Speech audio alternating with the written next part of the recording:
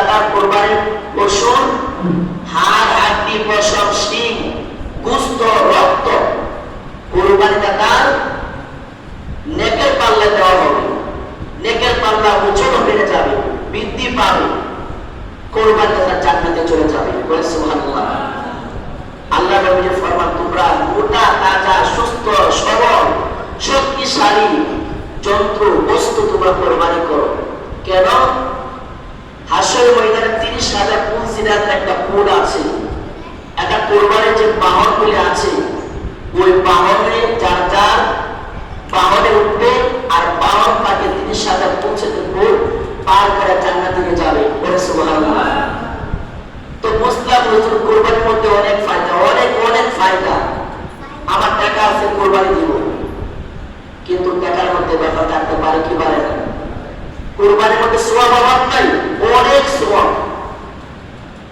আমরা সব পাইনি মিটাই এক্সট্রা একটা জুম্মার আলোচনা শুধু কোরবানির মাস আলোচনা করতে পারিনি। আমরা গত বছর আলোচনা করেছি তারা ভাই পারি, এই বছর আমরা পারি নাই। কোরবানির অনেক ফায়দা, যারা না দিবে তাদের ব্যাপারে একটা বড় কথা আছে। আল্লাহ নবী ফরমান, যারা কোরবানি দিতে সক্ষম, যে ব্যক্তি কোরবানি দিতে কি সক্ষম, বর্তমানে কোরবানির ফরজের একটা নেশাব আছে। নেশাব, কোরবানির নেশাব হচ্ছে সদকায়ে ফিতরার মতন, যাকাতের মতন না, যে আপনার কাছে দীর্ঘ 1 বছর টাকা থাকলে কোরবানির ফরজ ওয়াজিব এরকম না। যাকাতের নেশাব হচ্ছে দীর্ঘ 1 বছর আপনার কাছে ধন সম্পদ থাকতে হবে, নেশাব পরিমাণ সম্পদ থাকতে হবে, তাহলে আপনার যাকাত ফরজ।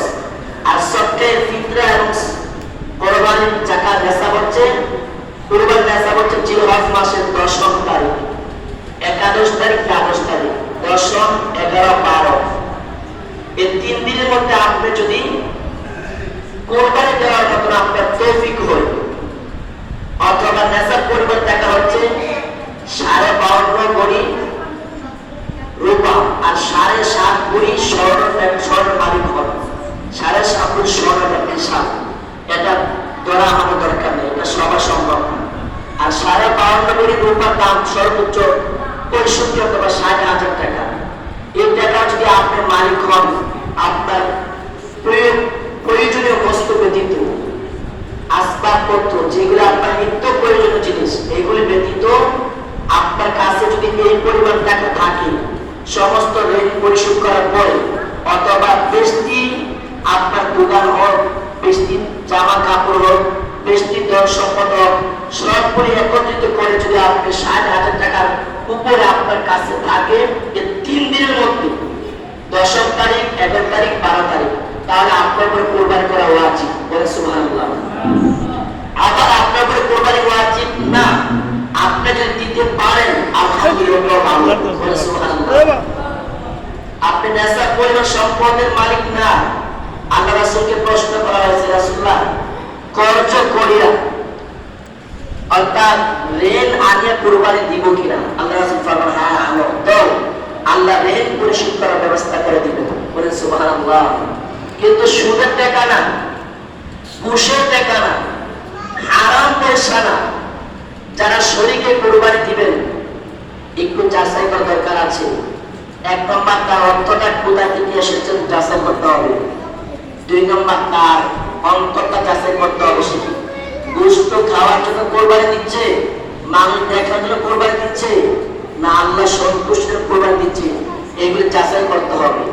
যদি আপনি এই শর্তের মধ্যে কোরবানি শামিল না হইতে পারেন, তাহলে আপনার শামিল হওয়া দরকার নাই।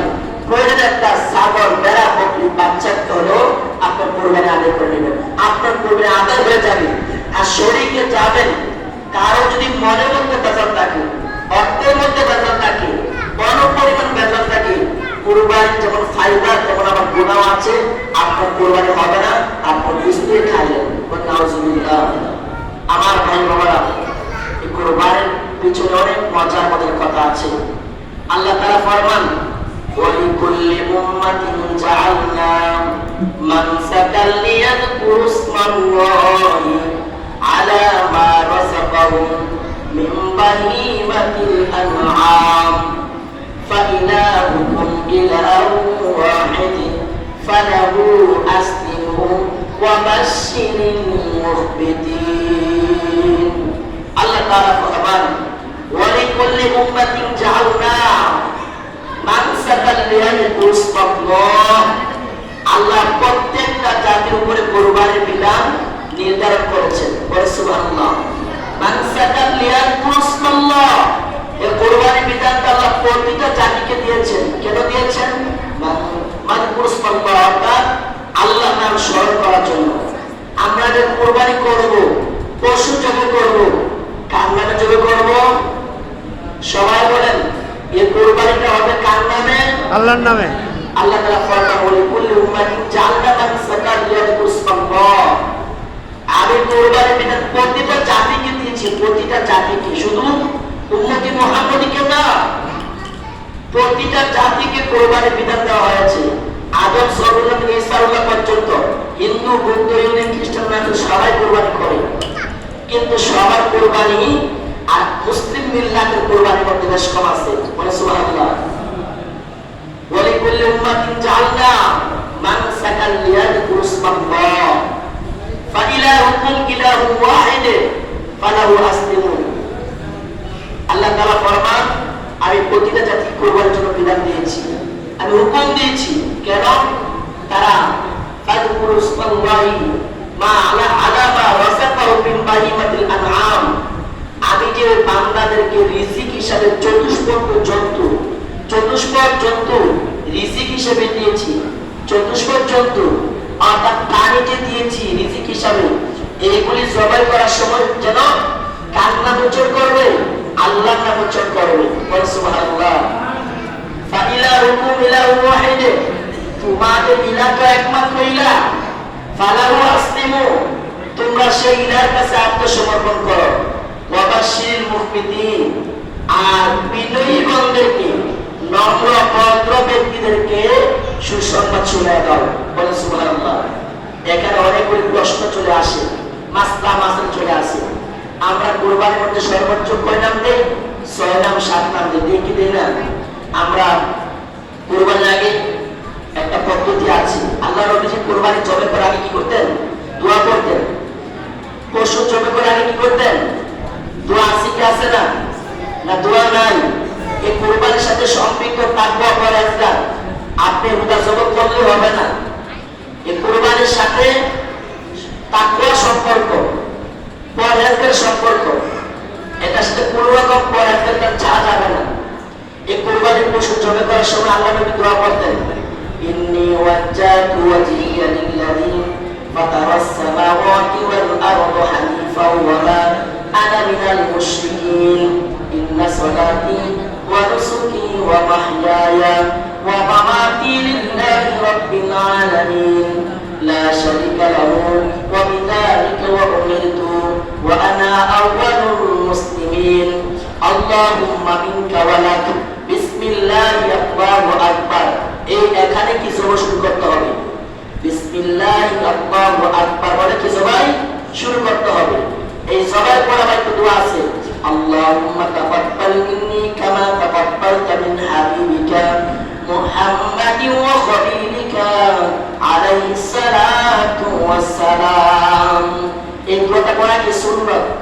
মানলাম আপনি দোয়াটা পারেন না, নিজের পশু নিজে জবাই করা সর্বোত্তম। শুধু বিসমিল্লাহি আল্লাহু আকবার বলে কি জবাই করে দিবেন? নিজের পশু নিজে জবাই করা সর্বোত্তম, কিন্তু বিসমিল্লাহ অবশ্যই বলতে হবে। যদি কোনো কারণে ভুলে যান, সর্ব ইমানের সর্বসম্পত্তি কুরবানি হবে না।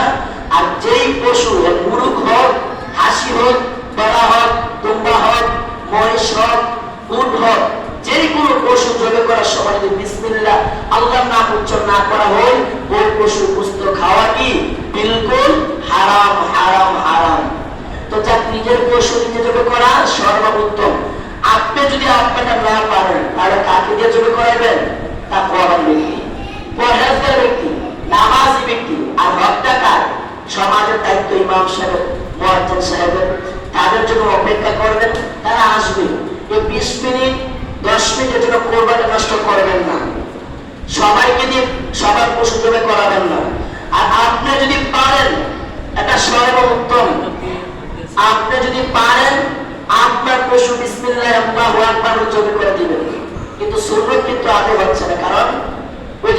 আপনি পারেন না। আমি যে দোয়াটা করছি কিন্তু পারায় বলে নাই।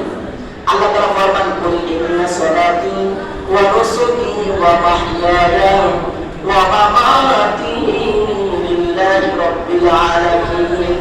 এটা সবে দোয়াটা আছে কিন্তু কত কি ইন্না সালাতি নিশ্চয় আমার সালাত, আমার কুরবানি, আমার জীবন, আমার মরণ সব কিছু মহান সৃষ্টিকর্তা রবের জন্য।